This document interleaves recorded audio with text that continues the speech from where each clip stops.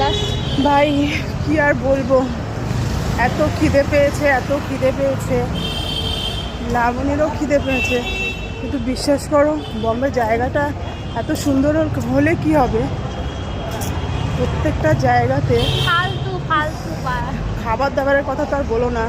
মানে এমন এমন টেস্টি খাবার তো একদমই নেই ভাই। আমাদের এই দিক থেকে আমাদের কলকাতার খাবারের একদম পুরো নাম্বার ওয়ান, ঠিক আছে, ফুচকা দিয়ে শুরু করে সব কিছু।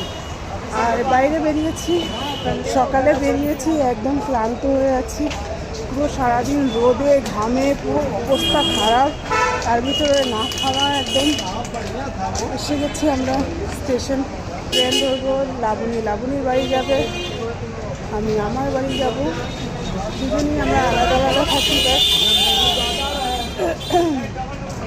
লাবণী, তুই কোথায় থাকিস? ঘাটকোপার ঘাটকোপার।